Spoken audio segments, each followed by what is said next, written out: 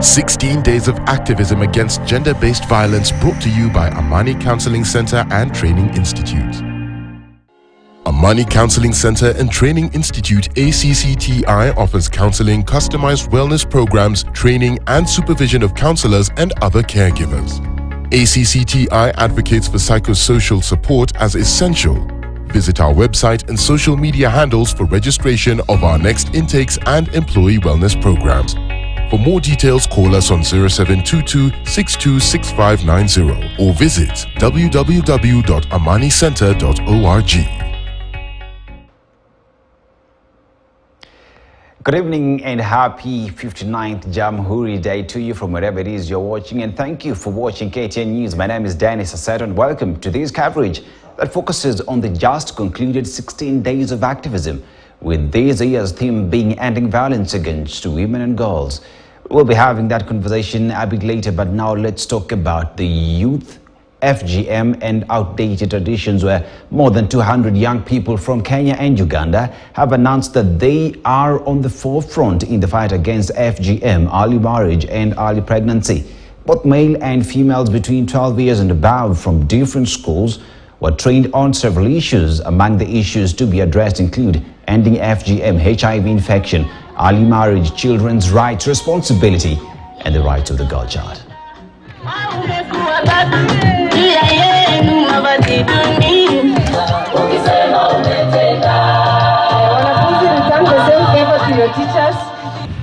Makofi ya Ngoria Luka. Alafu ya mwisho sasa tuko na We had a very good session. As a Salale, the challenges that we are facing, the FGM, mostly in those places that not all people are they are educated, and also there's early marriages and drug abuses. Kama World Vision imekuwa kama desire. It has been our desire or our prayer to begin our program in Alale because of issues of cross-border FGM and child marriage, where perpetrators have been crossing over to Uganda to their cousins, got cousins in Uganda. And so today we are just celebrating one of the milestones that we are making as an organization.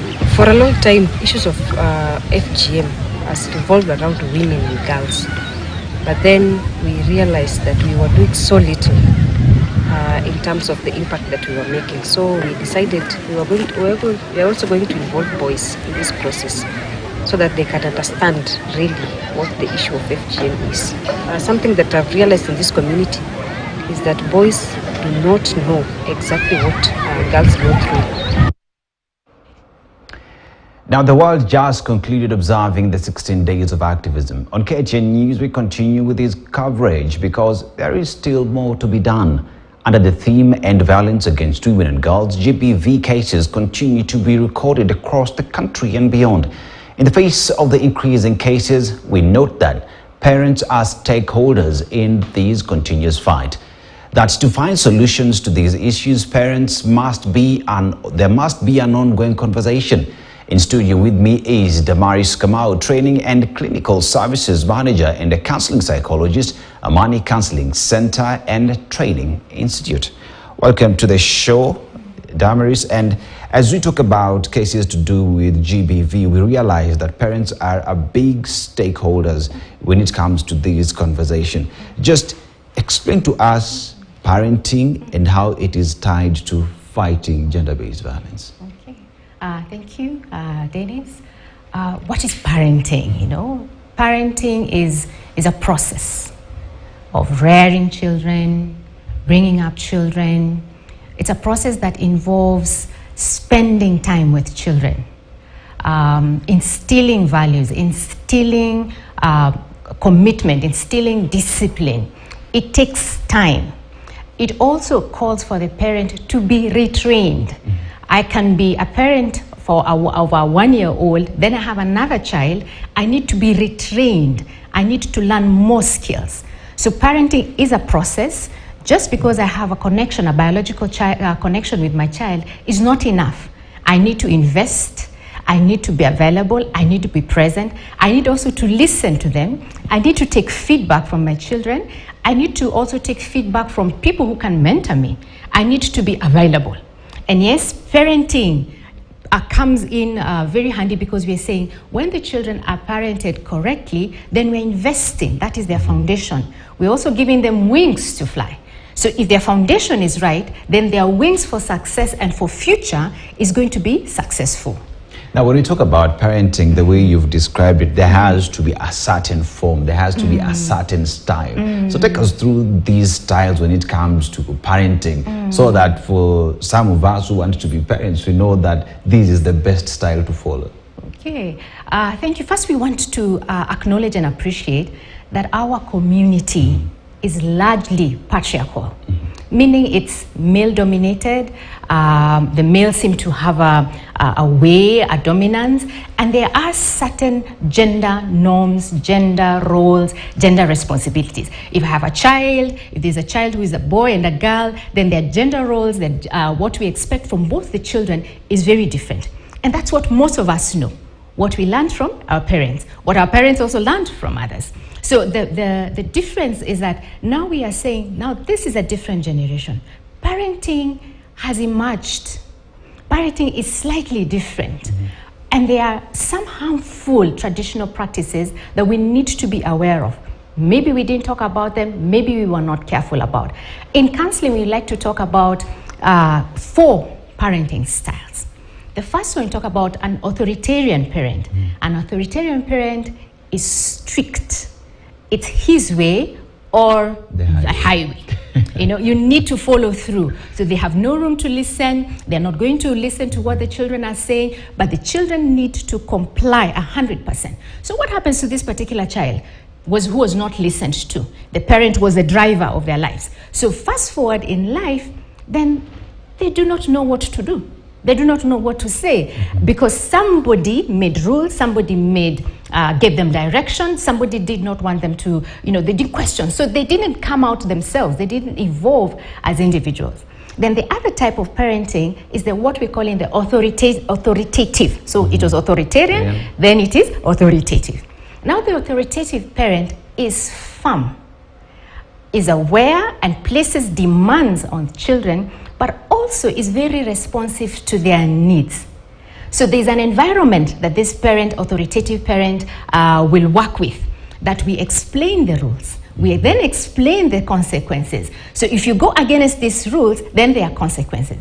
So these children coming from authoritative parents tend to be more balanced, because they listened, they even questioned, they clarified, expectations were clearly laid down for them.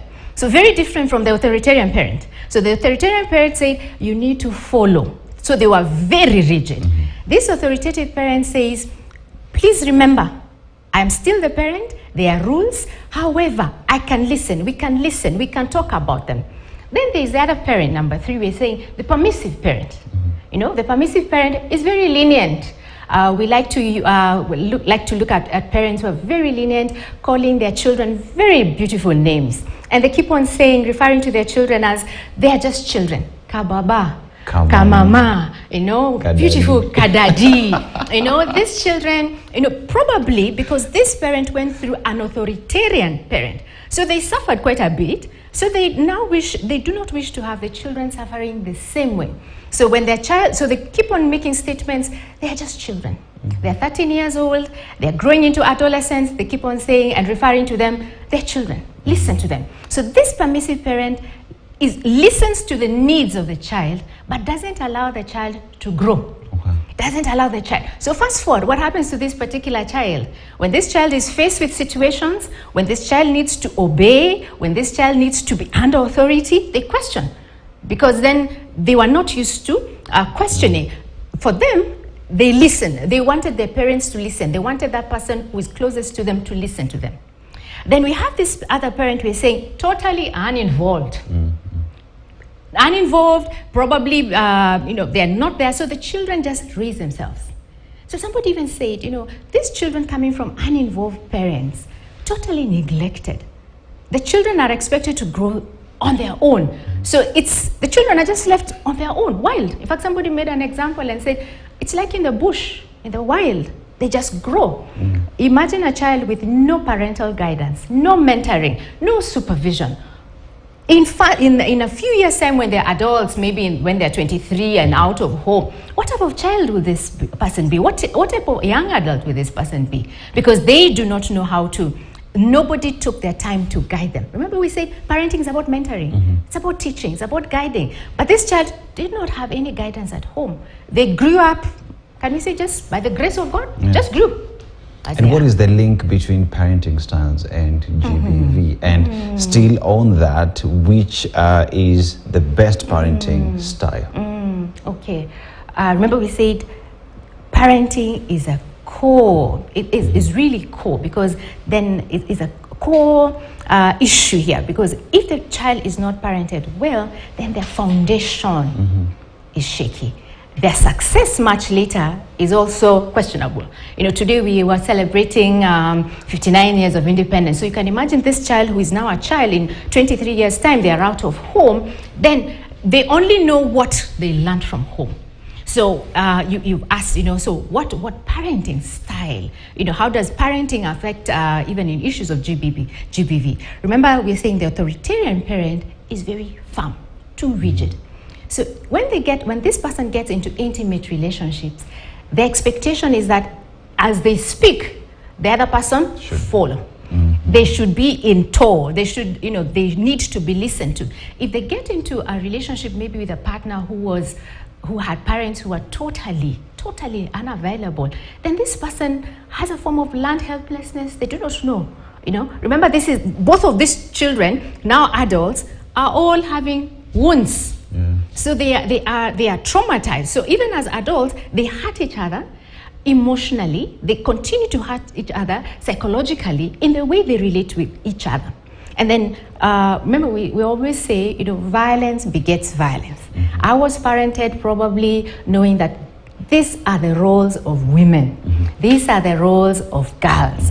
So I am expected to conform. But then we are saying, children are different. They can be creative. Young women can be engineers. Young women can be, you know, they can just be, you know, they have great potential the same way the men have potential. So what happens to this parent who says to their child, I need you to be this particular person? Or you have no say. You want to be creative and your parents keep on saying you cannot be. Fast forward in life, then that's the only thing you know. You don't question. You are not free, you are not creative, and in return, because you're hurting, you're frustrated, even the people around you will be hurting. Even the people around you will be harmed. So nobody is safe around you, because then you're healing your wounds, but at the same time, you're hurting others in the process. So what would you consider to be some of the common parenting pitfalls that then tend to lead to GBV? And if we realize that this is the problem, what is your message, first of all, to parents when it comes to parenting their children, and children, what is there to also learn? Okay, for parents, you know, it's about intentional parenting. It's about learning new ways, learning different ways, accepting to be mentored, accepting to be taught new ways, new skills. For parents, one of the pitfalls is comparing children, not listening to children, like that authoritarian parent, not listening to children. So what happens to their creativity? What happens even in future as they relate with others? They become controlling. They are not able to sort out their issues. Maybe when they're sorting out even issues on conflict, they are not equipped. Because the only way they know it, the only thing they know how to do is probably shout, is say it. This child who has been brought through the permissive parent, you know, I cannot do it, and the parent would be saying to that child at that time when they were younger, no, I'll do it for you. So what happens later? Nobody is there to do it for them. So if no one is there to do it for them, they're frustrated. And they continue to frustrate even the people who are around them, because nobody listened. But there is hope. Even for children, there is hope, because then we are saying we continue to gain skills. Parents can listen. Yes, this was the way we were parented. Nobody has shown us the ways, but we can learn.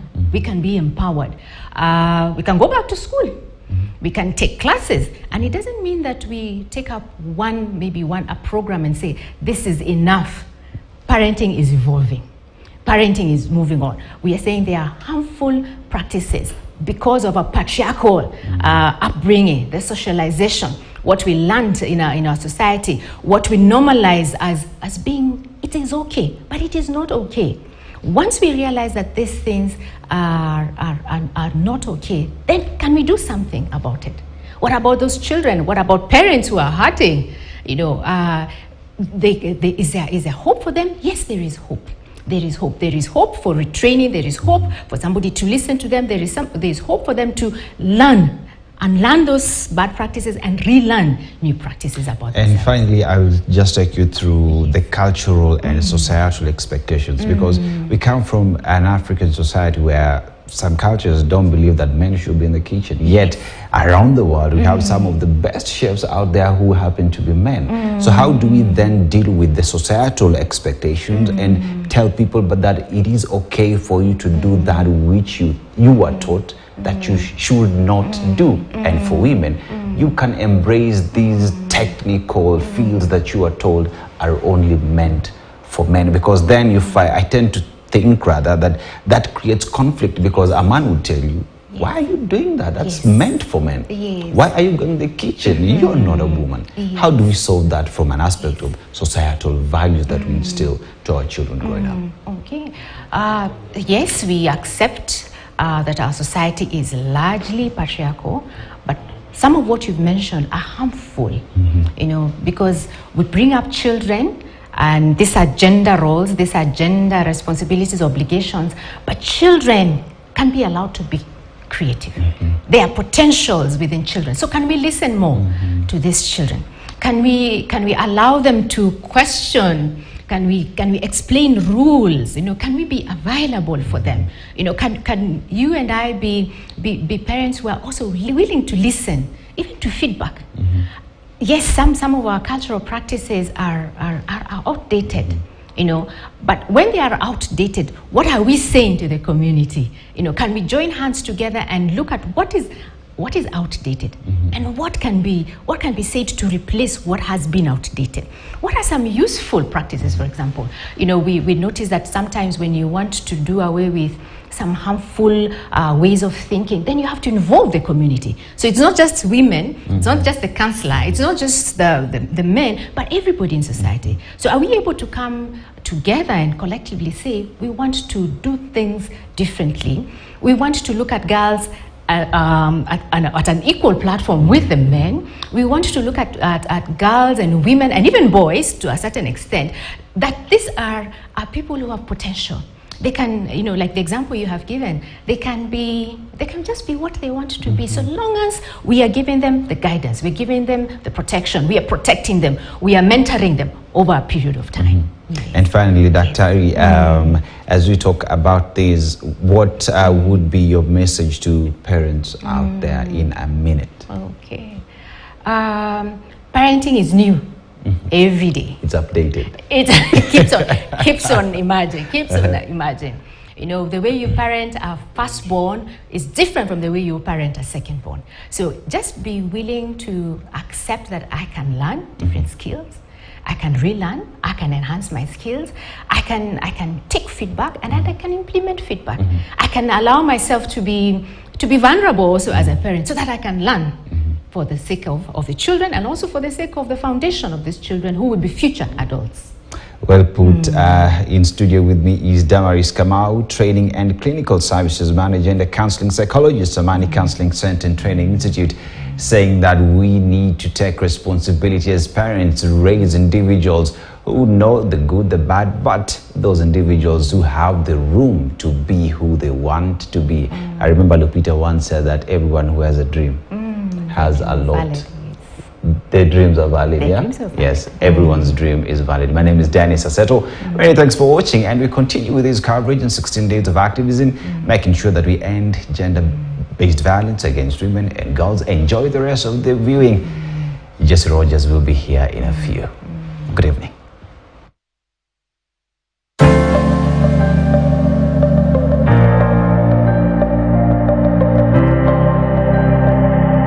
"16 Days of Activism Against Gender-Based Violence" brought to you